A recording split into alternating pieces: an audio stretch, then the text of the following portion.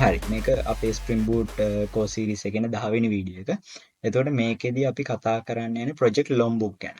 එතකොට ප්‍රොජෙක්ට් ලොම්බුක් වල අපි ඉස්සෙල්ලා කතා කරා මතකද ඉස්සෙල්ලා වීඩියෝ එකේ ඕල්ලාක්ස් කන්ස්ට්‍රක්ටර් එක මෙතන තියෙනවානේ. මේ ඕල්ලාක්ස් කන්ස්ට්‍රක්ටර් එක ඇවිල්ලා තියෙන මේ ප්‍රොජෙක්ට් ලොම්බුක් වලින්. මෙතින් import lombok.allux constructor කලින් වීඩියෝ එකේ ඔයගොල්ලෝ බලන්න ඇති කොහොමද මෙතන මෙයාට ඉම්පෝර්ට් උනේ කියන්නේ හරිනම් මෙතන ක්ලාස් එක හදන වෙලාවේ මෙතන ස්ටුඩන්ට් රිපොසිටරියට ඔටෝමැටිකලි ඉන්ජෙක්ට් වෙන්න ඕනේ මේක. ඒ කියන්නේ ඔයාලා කලින් කන්ස්ට්‍රක්ටර්ස් යූස් කරලා ඇති. කන්ස්ට්‍රක්ටර්ස් යූස් කරද්දී අපි ඒ කියන්නේ ඒ ක්ලාස් එක හදද්දී ඒ කන්ස්ට්‍රක්ටර් එකට අනුව අදාළ පැරාමීටර්ස් ටික අපි පාස් කරනෝනේ ආගියුමන්ට්ස් විදියට. එතකොට අන්න ඒවට ඒ කියන්නේ ඒව ඇවිල්ලා රිපිටිටිව් කෝඩ්. ඒ කියන්නේ මෙතන ස්ටුඩන්ට් කියලා දැන් මෙතන එන්ටිටි ක්ලාස් එක බලන්න මේ ස්ටුඩන්ට් කියන්නේත් ක්ලාස් එකක්.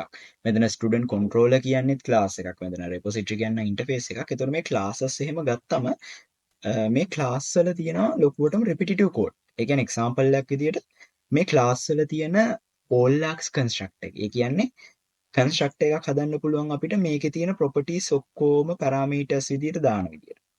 ඒ කියන්නේ මේක මේ ක්ලාස් එකකින් ඉන්ස්ටන්ස් එකක් හදද්දි කවදා හරි එයා ඒ හදන new keyword එකට එහා පැත්තේ මේ ඔක්කොම පාස් කරන්න ඕනේ නැත්නම් හදන්න දෙන්නේ නැහැ. ඊට පස්සේ අපිට ඕන මෙහෙම එකක් හදන්න පුළුවන්. මොකුත් constructors දාන්න පුළුවන්. constructor එකක් හදන්න පුළුවන් arguments මොකුත් නැතුව. ඔන්න ඔය වගේම common ඒ කියන්නේ random arguments ගානක් තියෙන ඒවා නම් අපි හදන්න ඕනේ. ඒ කියන්නේ ඔයා හිතන්න example එකක විදිහට id එකයි name එකයි විතරක් arguments විදිහට පාස් කරලා මොකක් හරි වට object එකක් හදාගන්න නම් ඒවා වෙනම හදන්න ඕනේ. නමුත් අර common ඒවා තියෙන්නේ නිතරම repetitive. ඒ කියන්නේ all-lux constructor එක මේවා. no-lux constructor මේ arguments මොකුත් නැහැ. ඒ වගේ constructors. ඊට පස්සේ getter setters get id set id get name set name දැන් මෙහෙම පාවිච්චි කරන එක මේක ඇවිල්ලා හැම ක්ලාස් එකේම get name set name get teacher set teacher වගේ ගොඩාක් එනවනේ. දැන් ඔහොම එද්දී මේවා repetitive. ඒතර මේ project logbook එකේ ප්‍රධාන අරමුණක් තමයි avoid repetitive code. මේ repetitive codes අඩු කරන එක තමයි මේකේ ප්‍රධාන අරමුණක් වෙන්නේ. ඒ කියන්නේ example එකක විදිහට ඉස්සෙල්ලා කියපු විදිහට getters, setters, constructors මේවා ගොඩාක් repetitive. මේවා අඩු කරන්න ඕනේ අපි. ඒක කරන විදිය තමයි හරිම ලේසි. දැන් ඔයගොල්ලෝ දකින්න ඇති මෙතන අපි getters මෙතන constructor එකක් පාවිච්චි කරේ නැහැනේ. කෙලින්ම all-lux constructor කියලා දැම්මා. එතකොට all-lux constructor කියලා දැම්මම මෙයා request control එකක්. එතකොට මෙයා automatically හදා ගන්නවානේ. component scanning components ටික scan කරද්දි මෙයාගේ object එකක් හදා ගන්නවා. එතකොට එහෙම හදාගන්න වෙලාවේ මෙයාට all-lux constructor කියන එක දාලා තිබ්බොත් all-lux constructor කියන එක දාලා තිබ්බොත් මොකද වෙන්නේ? එහෙම හදාගන්න වෙලාවේ මෙයාට අනිවාර්යෙන් මෙයාගේ ඔබ්ජෙක්ට් එකක් හදන වෙලාව ඉන්ස්ටන්ස් එකක් හදන වෙලාවේදී අනිවාර්යෙන් ස්ටුඩන්ට් රිපොසිටරි එකකට පාස් කරන්න වෙනවා. මොකද all-lux constructor එකක් විතරයි තියෙන්නේ. මෙතන no-lux constructor එකක් දාලා නැහැ. මෙන්න මේ සම්පූර්ණ එකට කෙටි මේකක් තමයි. මෙන්න මේ සම්පූර්ණ එකටම කෙටි මේකක් තමයි මේ all-lux constructor කියන්නේ. එතකොට මෙයාව හදන වෙලාවේ මෙයාව දාගන්න ඕනේ අනිවාර්යෙන්ම.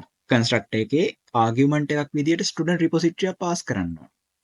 එතකොට ඒකත් හැදිලානේ තියෙන්නේ component එකක් විදියට. එතකොට ඒක pass කරගන්නවා string වලින් automatically. ඒක තමයි මෙතනදී වෙන්නේ. ඔයාලට මේ වගේ තියෙනවා. දැන් අපි බලමු මෙතන student class එකේ දැන් අපි මෙතන boilerplate code ගොඩාක් තියෙනවානේ. ඒ කියන්නේ මෙතන අපි හදාගෙන තියෙන all-lux constructor එක. දැන් අපි දන්නවා මේක අයින් කරලා අපිට දාන්න පුළුවන් මේක වෙනුවට alternative එකක් මේක delete කරා. මේකටම සමාන පදයක් තමයි මෙතන lombook වලින් එන all-lux constructor. එතන මේකත් අයින් කරන්න පුළුවන්. මේකටත් එකක් තියෙනවා lombook වල.